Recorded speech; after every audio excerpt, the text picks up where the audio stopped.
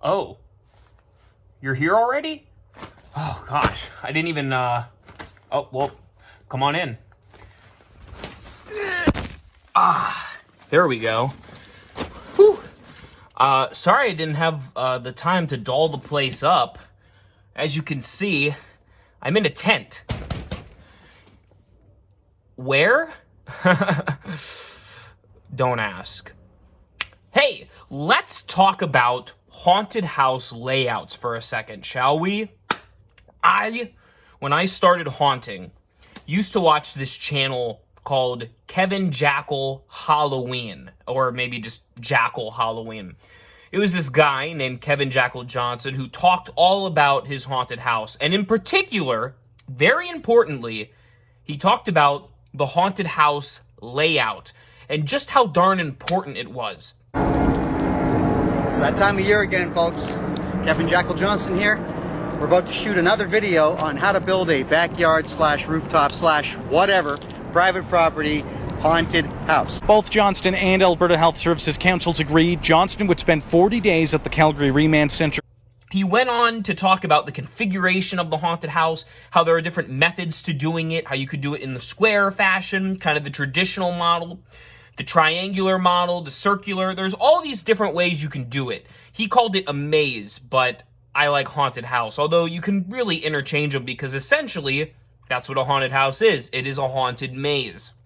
And I used to watch these videos, and I always found that just like a good blueprint for a building, you have to have a solid layout for your haunt if you want it to be successful. And that is what we were talking about today. Shelter 16's layout. Now, backstory on me for a bit. I have never done a haunted trail. I've done haunted houses before, actually most of my life. And last year, of course, I did a haunted hayride. But a haunted trail, no, I haven't. This is going to be a different experience. And one of the reasons why is because, well, it's mostly outside. And I know the haunted hayride was also mostly outside, actually all outside, but you're dealing with the ride component. Here, it's closer to a haunted house than a haunted hayride, but you're missing the interior portions of a building in order to hang things on the walls or have something pop out from behind. You have to think of ways to use the elements of the trail to your advantage. So for Shelter 16, the land is actually, once again, at DK Farms, where Port Chum was, and a part of Fearville, along with Jaden's videos. Well, boils and ghouls, we are back at DK Farms and Gardens. As you'll notice in a moment, a lot has changed here, folks. Mr. DK has done a lot to the farm in the past year, and all for the better. As you can see, though, very prominently, as we approach the entrance to the farm, Halloween has a big presence, as do the goats. And, as you'll notice, Halloween is coming soon.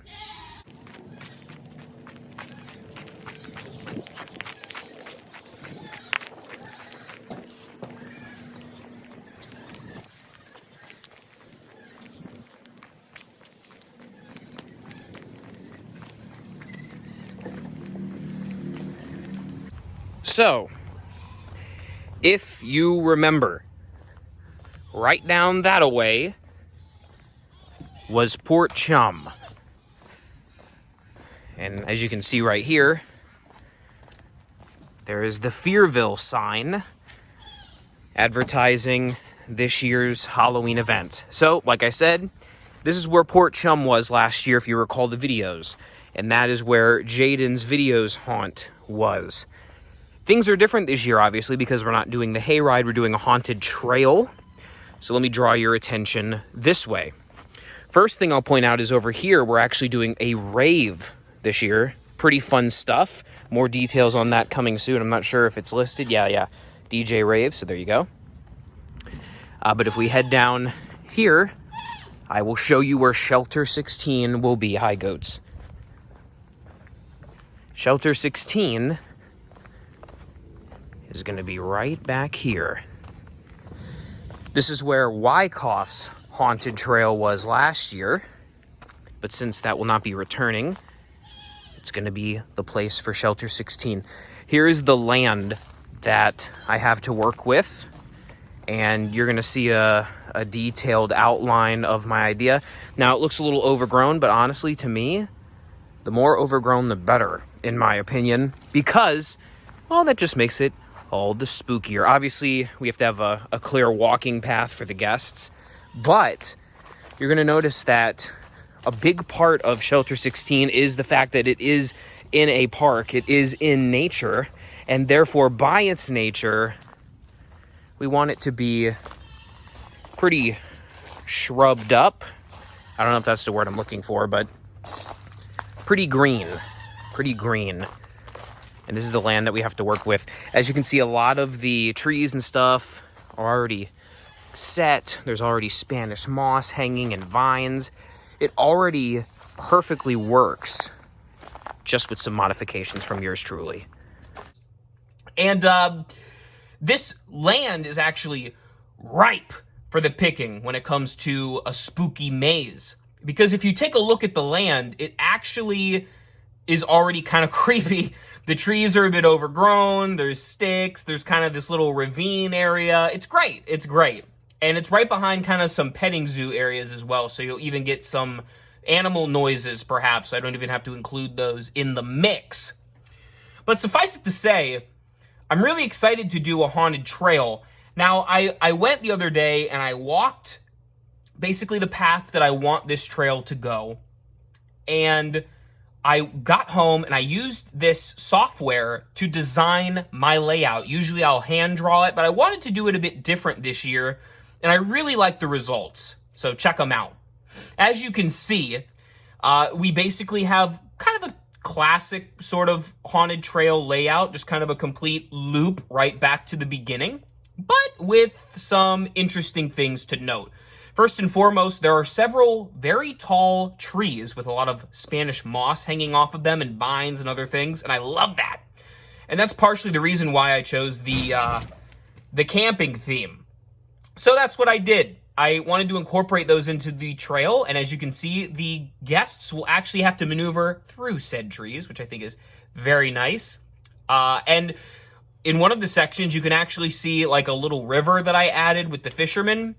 It's not actually full of water, but I am planning to fill it full of fog, yes, and have a zombie pop out of the water. That's going to be Actor 3's job.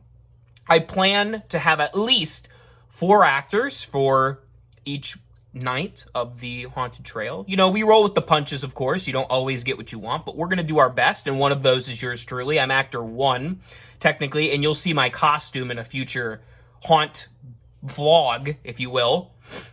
But I really wanted to make sure that the actors were spaced out appropriately. Actor 2 could be a zombie, but I actually had this concept the other day of making the second actor a zombie bear, because why not? We're in the park now, so come on. Zombie bear would be awesome, and I have a great candidate for actor, and I'm very excited for it. And the rest of us will be zombies. I'll be a zombie, and then we have 2 other zombies at least, kind of filling out the entire... I guess you could break up the whole land into quadrants.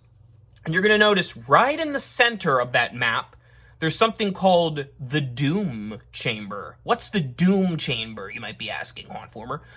Well, this was actually a concept that I didn't make up, unfortunately. Although I have implemented it in a lot of my haunts, and I wasn't able to utilize it with Port Chum last year, obviously. And the Doom Chamber was actually proposed by Jackal Halloween himself. It's this idea of making the guests go back around a central area as many times as possible. And within that central area, you can have all the actor equipment, the costumes, waters, of course, for your actors. But it also allows for the actors to get across the haunt really, really quickly, especially when dealing with a haunted trail such as this one. Allow for me to steal Jackal Halloween's thunder for like 2 minutes while I nerd out for a second. Let's say this is the land area. That was a really bad square. Where your haunted house can be, right?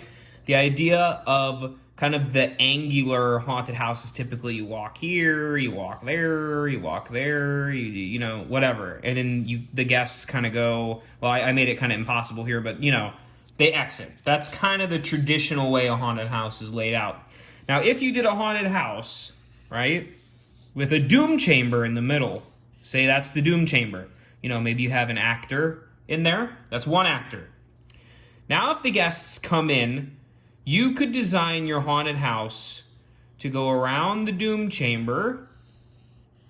Like, let's say this is the way they're supposed to go, and they go, blah, blah, blah, blah, blah, you know, and they exit. You know, that's their pathway. You know, if the arrow enters in, it exits there. This same actor can scare them 1, 2, 3, 4 times. In theory. Now, maybe the psychology of haunting, you wouldn't want to scare them that many times with the same costumed character, but they could honestly, by the time, like let's say they scared them here, by the time they scare them here, they could switch masks or whatever and even become a different character if you were really strapped for actors. So there's that concept. The triangular one is a bit more for a maze, I suppose. But the neat thing about triangles is if you made them mobile, you could actually rearrange these each night.